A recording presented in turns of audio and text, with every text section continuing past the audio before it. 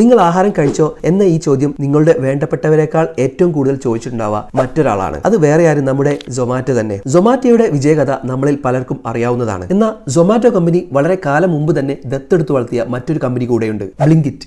Yes, കുറച്ചു കാലം മുമ്പ് വരെ വളരെ നഷ്ടത്തിലായിരുന്ന ഈ ഒരു കമ്പനിയെ വെറും 2 വർഷ കാലയളവ് കൊണ്ട് ഇരട്ടി ലാഭത്തിലേക്കാണ് സൊമാറ്റോ കൊണ്ടെത്തിച്ചത്. നഷ്ടത്തിലായിരുന്ന ബ്ലിങ്കിറ്റിനെ ലാഭത്തിലേക്ക് കൊണ്ടുവരാൻ അവർ ആദ്യം ചെയ്തത് ബ്ലിങ്കിറ്റിന്റെ ഡാർക്ക് സ്റ്റോറുകൾ ഷട്ട് ഡൗൺ ചെയ്യുക എന്നതായിരുന്നു. കാരണം ഒരു ഡാർക്ക് സ്റ്റോർ ലാഭകരമാകണമെങ്കിൽ ഒരു ദിവസം മിനിമം 1000 ഓർഡർ എങ്കിലും എടുക്കണമായിരുന്നു. പഴയ ബ്ലിങ്കിറ്റ് സ്റ്റോറുകൾ ഇത്രയും ഓർഡറുകൾ എടുക്കാൻ ഏകദേശം 6 മാസം എടുത്തിരുന്നു. എന്നാൽ ഇപ്പോൾ അതേ ഓർഡറുകൾ ഓൺലൈനിലൂടെ വെറും 2 മാസം കൊണ്ട് പുതിയ ബ്ലിങ്കിറ്റ് സ്റ്റോറുകൾ അച്ചീവ് ചെയ്യുന്നുണ്ട്. രണ്ടാമതായി കമ്പനി ഫോക്കസ് ചെയ്തത് കസ്റ്റമേഴ്സിന് ഏറ്റവും ആവശ്യകരമായതും ഏറ്റവും കൂടുതൽ ചെലവാകുന്നതും ആയിട്ടുള്ള പ്രൊഡക്ട്സ് എപ്പോഴും അവൈലബിൾ ആക്കുക എന്നതായിരുന്നു. ഉദാഹരണത്തിന് മാഗി പോലുള്ള പ്രൊഡക്റ്റുകൾ എപ്പോഴും അവൈലബിൾ ആക്കി വെച്ചു. ബ്ലിങ്കിറ്റിനെ ഇത്രയും ഉയർച്ചയിലേക്ക് എത്തിച്ച മറ്റൊരു ഫീച്ചർ തങ്ങളുടെ കാറ്റഗറീസിന്റെ എണ്ണം കൂട്ടിയതായിരുന്നു. പലചരക്ക് മുതൽ ഇലക്ട്രോണിക്സ് ഉപകരണങ്ങൾ വരെ ബ്ലിങ്കിറ്റ് തങ്ങളുടെ സ്റ്റോറുകളിൽ അവൈലബിൾ ആക്കി തുടങ്ങി. വെറും 2 വർഷം കൊണ്ട് നഷ്ടത്തിലായ ഒരു കമ്പനിയെ പകുതി ലാഭത്തിലേക്ക് എത്തിക്കാനായി സൊമാറ്റോ ഉപയോഗിച്ചത് വെറും ചെറിയ മാർക്കറ്റിംഗ് തന്ത്രങ്ങൾ മാത്രമാണ്. നിങ്ങൾ എന്ത് പ്രൊഡക്റ്റാണ് സാധാരണ